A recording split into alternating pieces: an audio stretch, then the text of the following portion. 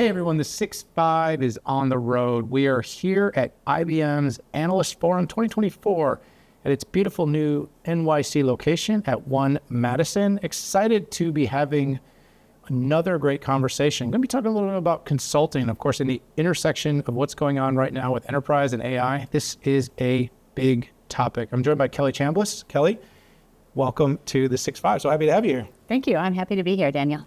I have to say, it's been a great couple of days. Learned a lot. Really enjoyed kind of getting the landscape. So much is going on in Consulting Advantage. I've been asking a lot of questions kind of about how do we put applications into different verticals? How does IBM approach this, right?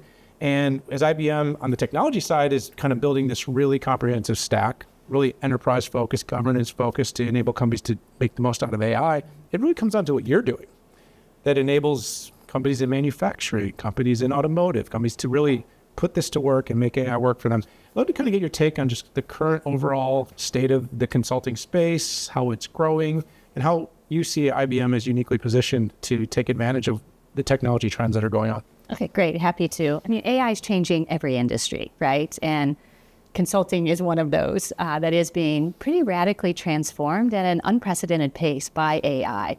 And there's really kind of two sets of opportunities for consultancies and specifically IBM Consulting. One of them is just being more productive, being able to deliver solutions to clients faster at a higher quality by using AI tools. The second is a lot of our clients are seeking to figure out how to use AI to not just be more productive within their own organizations, but how to create new sources of revenue. So it's creating opportunities for us to fundamentally transform the way we work, but it's also creating opportunities for us to help clients figure out how AI can change their industry and how they should get ahead of those trends. Yeah, and I imagine you've seen, the consulting business is always really important to IBM, and it's been a great profit engine for the company for a long, long time. But are you feeling any sort of seismic shifts that have come with the last, AI is not, it's like 4 decades old, but the last 2 years seem to be like a tipping or an inflection point, no? Yeah, I mentioned that the consulting industry is changing at an unprecedented pace. Yeah. We have an Institute for Business Value that does research, looks out ahead around the corner to see what trends are coming. And 85% of clients that we talk to expected consulting firms, systems integration, business consultants to use AI in how they deliver solutions. And I think that 85 is on its way to 100%, right? And customer zero. Exactly. And we're using a lot of AI exactly to transform IBM and how we work in IBM, and then sharing that story and those capabilities and those solutions we're building out with our clients to help them use AI to get value now. It is interesting. A lot of people think AI is still a lot of proof of concepts, a lot of pilots, but actually clients are using it now at scale to get real benefit in areas like customer service is a very common one. HR. The HR function within most of our clients is completely changing in terms of employee self-service and agents and being able to leverage AI to provide even better quality. It's interesting, when we built out AI to transform and improve our HR function, the NPS or, advocacy scores went up. So it is interesting. Most people in the workforce actually want to be able to get the answers themselves, quickly, easily, from wherever they are, right? And so now we're taking some of those solutions, you use the term client zero, and taking those to clients so they can get some of the same benefits. It's kind of classic consumerization, right? Mm-hmm. Like people, that's how they want to do their everyday shopping. They want to talk to, hopefully a very performant chatbot, but like rather than having to get on the phone and call the airline and figure out how to change, like you would rather work with an agent, right? But we are really seeing sort of a acceleration of an agent that is super utilitous. Like historically speaking, a lot of these were more RPA driven, or they were, kind of predetermined menu, predetermined responses, and they weren't all that helpful. But now with what you can do with, like automation and ultimately with agents, you can really take the kind of best of what RPA was designed to do, and you can now add real deep learning, tuning, intelligence, give, knowledge graphs and vector to truly enable an agent to be like any agents to be like a super force. Yeah. Scale. That's so cool. And speaking of all this kind of technology behind it, IBM kind of sees itself as different than other consulting firms. You talk about the science of consulting. I think every firm right now that has a foot in enterprises is leaning into AI. They all think they have the best strategy. You wake up and you think you can't go to work if you don't think you're good at what you do. But like, how are you different? I mean, what is different about your science of consulting? Yeah, good question, Daniel. So we are the only kind of consultancy at scale inside a technology company, right? And that does provide some benefits. I think kind of in three areas. One is innovation. You look at IBM Research and all the work they're doing around models and the speed at which things are transitioning now from research into the hands of our consultants to be able to apply those to solving problems at clients. So innovation is one. Depth of technical expertise. So we're building out, you mentioned earlier, IBM Consulting Advantage, which is the platform we're putting in the hands of all of our consultants, all 160,000 people, to help them be more productive at their jobs. We're leveraging some talent and expertise from IBM Technology to help build that out. And so we're getting kind of that deep, deep technical expertise, not just from within consulting, but from across IBM systems and technology as well. And having spent some time with your business, but also with some of your customers at IBM Consulting, I have to say, one of the things that's always impressed me is there has to be sort of a bit of a demarcation between the consulting and the technology business for you to be good at your job, good at the business. Because if you're always leading with only IBM, IBM may or may not always have the best solution. And you've built great partnerships with the biggest cloud providers, the ISVs. You built deep experiential practices in different CRM platforms and ERP platforms. And I think that's kind of unique and rare. And I have to imagine, Kelly, that's something you have to watch really closely to make sure that because you guys have some great technology, the way Granite's evolving, the way Watson X is evolving, where you could always be IBM, but you're balancing that, right, to try to find that right fit, move customers along, but also kind of have that independence so that IBM Consulting can really say, hiring us is just as good as hiring any other firm. We have just as much independence.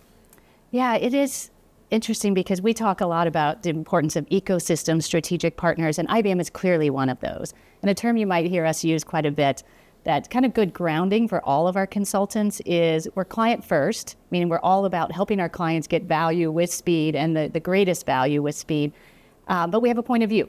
So when we think IBM technology, and especially a great example is Red Hat, we think there's just tremendous benefits to being able to run your workloads quickly and easily across platforms. And so we tend to say client first with a point of view, understand the client problem, and then apply technology from both IBM, but also a broad set of strategic partners like SAP, like Oracle, Salesforce, Adobe, the list goes on. But so really I think you get the best of both worlds because we have depth of expertise across that entire portfolio. So let me ask you a question. Having a little bit of fun with this idea, right? You can build agents and you can have super agents, you can have hundreds of agents, you can literally have teams and it's reasoning and outcome, which is totally different than sort of process. Right. How do you sort of balance, like it's a bit of the technology industry, but also just the entire the industry of work, juggernaut is how do you balance human judgment, digital assistance? That's a great question and something we think a lot about. And I get asked questions about it a lot. It's really rare that I'm working with or talking with a group of our consultants that somebody doesn't ask me, will my job exist in a few years? Whether they're a developer, a data scientist, a strategist, they're all trying to figure out what's the future of work? What's the future of my expertise and my role? How will that change with the use of AI? And I think a kind of simple way to think of it is, I think the change in terms of leveraging AI is as big as us all leveraging the internet, but it's different because the internet gave us access to information from around the world, vast amounts of information anywhere in the world. AI is giving us access to vast amounts of knowledge, but that makes us as consultants, that's what people buy when they buy consultants. It's like knowledge, expertise, know-how to make the technology work for that company to solve its problem. And so by putting AI in the hands of our consultants, we're making them even better at what they do. But to your point, I don't see AI, some people might dispute this, but I don't see AI ever being able to reason, have judgment, have empathy. Yeah. And so there's always a role for humans, but I always say to people that the most effective employees, consultants are going to be the people that figure out how to leverage AI to be even better at, not just more productive, but more insightful. Yeah. And so it's a great opportunity just because there's so much knowledge at our fingertips now, but it doesn't take away the need for problem-solving skills and empathy and judgment that humans bring. Yeah, I think probably if there was a dispute, it would be on the reasoning because you're starting to see some of those engines. I think when it comes to empathy and judgment, I think most of us should agree with what you're saying. I think it might be able to pretend to have empathy and judgment, but it's a machine. And so it can't do that. It is really pretty prolific how these agents, though, are sort of able to take a problem. I talked to Rob Thomas about this a bit, and he was kind of explaining the difference between assistant and agents. And agents can basically be given an outcome that they're trying to seek, and then they can be sent off to work. Help me reduce expenses 5%. They can go off and figure out all the things, bring you a report back, and he goes, here's where we think there might be waste in this. I mean, it's incredible if these things could do this. I'd like to wrap up a little bit on Consulting Advantage. You teased it out a little bit. You said what it was.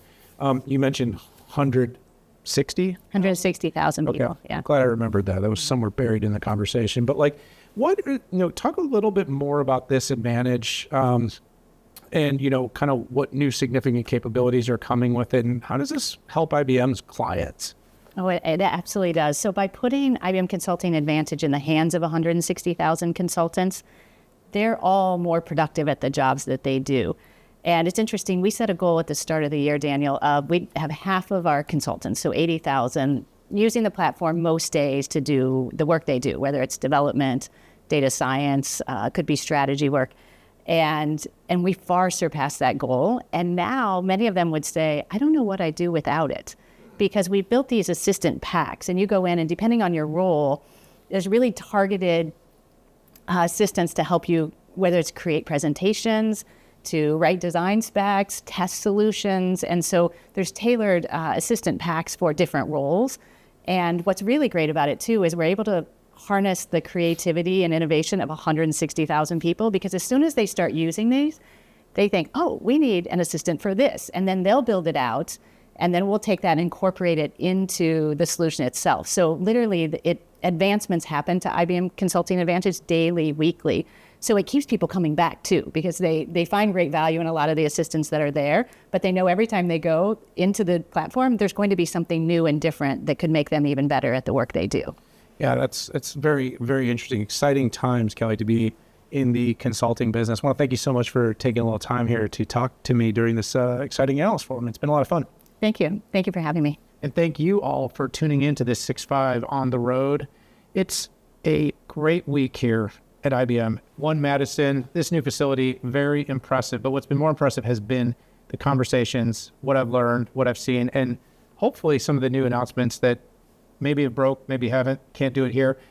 Anyway, hit that subscribe button. Join us for all of our other episodes here on the 6-5. We appreciate you being part of our community. Bye-bye.